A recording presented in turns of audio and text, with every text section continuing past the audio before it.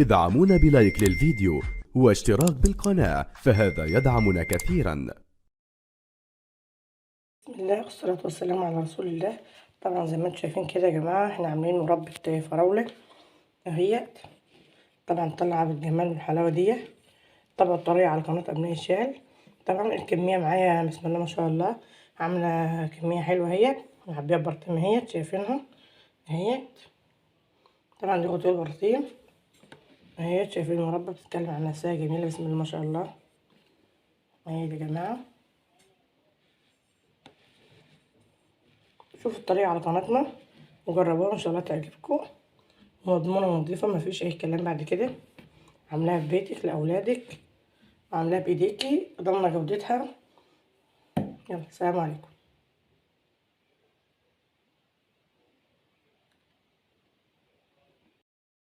بسم الله والصلاة والسلام على رسول الله. النهارده كده ان شاء الله، طبعا احنا في موسم الفراولة، فقلنا نعمله شوية مربى فراولة كده. طبعا الجزء الاول انا ما صورتوش معاكم، بس احنا طبعا معروف. اول حاجه احنا مسكنا الفراوله الاول غسلناها. طبعا ان الفراوله ممكن تكون فيها رمل ولا كده، ساعات بنزرعها برده في اراضي رمليه او طينيه على حسب هي مزروعه، بيبقى فيها رمل وكده. غسلها حلو الاول كده، وبعدين شيلي بقى القشره الخضراء اللي فوق وقطعتيها بالنظام اللي انتوا شايفينه ده كده ماشي. وبعد كده حطيت عليها سكر اهو. طبعا شايفين الميه اللي هي فيها، لو هتعملها الصبح مثلا اعملها من بالليل، او هتعملها بالليل اعملها كده من الصبح، وضبيها كده وجهزها كده من الصبح ماشي. انا كده بقى قطعتها كده، حطيت عليها السكر. طبعا معروف النص كيلو فراوله، الكيلو فراوله عليه نص كيلو سكر ماشي. مش عايزه مسكره قوي يعني، حط لها 400 جرام من السكر، يعني نص كيلو الا 100 جرام ماشي، على حسب ده اذواق بقى، السكر ده اذواق ماشي. طبعا انتوا شايفينها معايا اهيت. هحطها بقى في الحله اللي انا حطيتها فيها على النار. ادي الفراوله اهي يا جماعه ماشي. طبعا هي منزله الميه بتاعتها كلها اهي، شايفينها منزله بقى في الحله كده، وارفعها على النار على نار هاديه. طبعا في سكر لسه في البلاستيكيه اهوت. طبعا ننزل كل ده من الميزانه اللي احنا معبرين بها السكر. طبعا الكيلو الفراوله عليه نص سكر زي ما احنا متفقين، او 400 جرام من السكر. هي هرفعها بقى على نار هاديه ماشي، ما تعليش النار على الفراوله عشان ما هتعمل معاكي بسرعه وهتسمر كده ومش هتستوي. اهي زي ما انتم شايفينها كده. هرفعها بقى على النار وهوريكم النار هيبقى شكلها خلاص يا جماعه. انا رفعت الفراوله على النار اهي، على نار هاديه خالص ماشي. طبعا هي ما تبتدي بقى تغلي هتعمل ريم على الوش كده ان شاء الله، هبوريه لكم وهنشروه مع بعض. خلاص كده الفراوله هتبدا بقى ان هي تغلي زي ما انتم شايفينها اهي. طبعا هي هتعمل ريم على الوش. الريم ده بقى طبعا اول ما يتكون كده تقوم شايلاه بالمعلقه ماشي، ومجهزه لها هنا بقى ورقتين من الفانيليا اهي، وعصره ليمونه كبيره كده ماشي. ولو في ملح ليمون يكون افضل ماشي. ما عندكيش خلاص عصره ليمونه هتغلي وخلاص ماشي. ولو عندك قرنفل حبه حطيه في شاشه كده، اربطيه عليه، اغسليها حلو وحطها فيها، وبعد ما تستوي بيطلعي الريم ده بقى. انا هبدا بقى ان انا اشيله كده من على الوش، الريم ده كده ماشي. انا هبقى اشيله بقى اما اخلص كده زي ما انتم شايفين كده اهو. طبعا هو هيتكون حوالين الحله كده كله، يبدا يشيل الريم الابيض ده كله عشان ما يسيبش معاك المربى. انا بتبدا تغلي اهي، كل ما يتكون ريم انت تشيليه ماشي. هي لسه طبعا في اول سواها، انا مطيه العين عليها خالص، العين الصغيره كمان ومطياها، ولما تستوي هوريكم خد معايا قد ايه. معايا المربى خلاص ظهرت سواها، تقريبا كده خدت حوالي ساعه الا ربع اهي ماشي. طبعا على النار هاديه خالص. هحط لها بقى في المرحله ديت الليمون ماشي. الليمون طبعا انا مطلع منه البذر ماشي. احط لها الليمون واحط لها الفانيليا. طبعا الليمون ده مادة الحفظ بتاعها، هو اللي هيحفظها ايوه.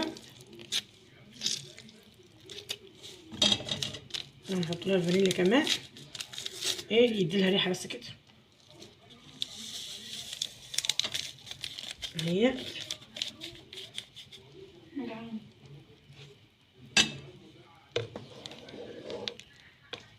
هسيبها بقى على نار هاديه تاني، واي ريم يظهر معاكي برضو شيليه. انا كان كل اللي بيظهر معايا كنت بشيله اول باول كده. اهوت لسه اهوت كمان اهوت لسه في الطبق اهوت. خلاص بقى هسيبها ايه تكمل سواها واوريها لكم بقى في اخر مرحله ان شاء الله. يا جماعه اهوت انا غسلت البراطين ما هي بميه سخنه الاول وكفتها كده تتصفى اهي ماشي. يا دوبك نغسلها بميه سخنه وخلاص. خلاص كده يا جماعه المربى دخلت في سواها خلاص اهي. هي خلاص انا هطفي عليها بقى وهسيبها بقى لما تبرد خالص، وبعد كده ايه ابقى احطها ايه في البراطين اعبيها بقى اهي. بصوا هوريها لكم كمان اهيت شايفينها. خلاص انت لو عايزه تسيبها قطع كده ماشي سيبيها، لو انت عايزاها مهروسه سيبها لما تبرد خالص وتنك معبيها في ايه في كوز الخلاط وتنك ضرباها او في الكبه وتضربيها بس بعد ما تبرد خالص. لو انت مش عايزاها ايه قطع كده، لو عايزاها كده بقى سيبيها كده على ايه وخلاص. خلاص اهي طبعا هي خست معايا خالص، كانت الحله مليانه اهي كده الشكل النهائي بتاعها هي شايفينها ما شاء الله جميله اهي. طفي عنها بقى اما اجي اعبيها ان شاء الله هوريها لكم. خلاص يا جماعه الفراوله اهي خلاص سواها اهي برضو اختبريها برضو. هتقوم شايله معاها كده حطها في طبق وهتشوفيها ايه هتتحرك من مكانها ولا لا. طبعا ايه اهي بصوا اهي ما شاء الله جميله اهي وايه وماسكه نفسها.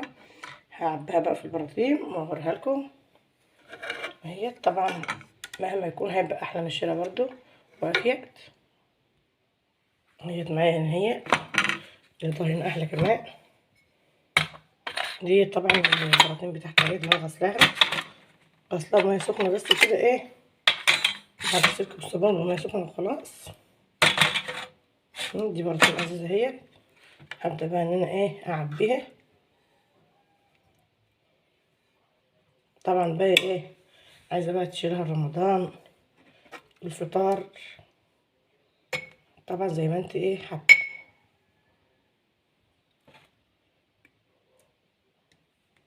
ولو عايزه توزنيها كمان بعد ما تعبيها اوزنيها وهتلاقيها موفره معاكي برضه. لو انت عايزه بقى تفرميها مش عايزاها قطع كده افرميها. طبعا هي بردت اهي افرميها في الخلاط هتطلع معاكي كريمي زي اللي بتشتري من المحلات بالظبط. بس انا صراحه انا مش هفرمها احنا عايزينها قطع كده. بتحس كده بمزازه الفراوله كده وايه وطعمها الحلو كده.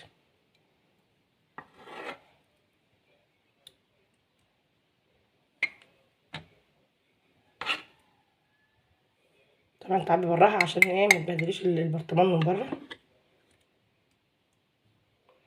طبعا هي خدت معايا سوا حوالي ساعه وربع يا جماعه.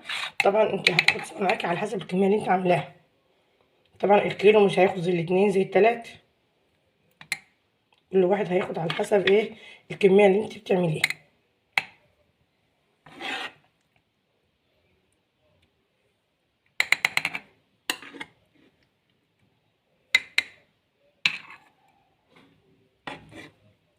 طبعا انا جبت معايا 3 براطين هما إيه اذا مليتهم يعني كده هحط بقى في علبه ايه ازاز في التلاجة او في طبق يفطروا بيه ولا كده. نعمل البراطين بتاعت الاول كده ونشوف. طبعا ده برطمان كبير واتنين ايه صغيرين. انا زي ما انتم شايفين بالشكل ده كده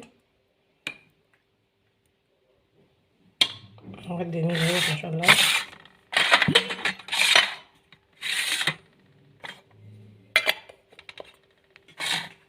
هبدأ اعبي التاني. اذا وجع حاجه ولا كده بايه انسحابه ما شاء الله حاجه الاخر.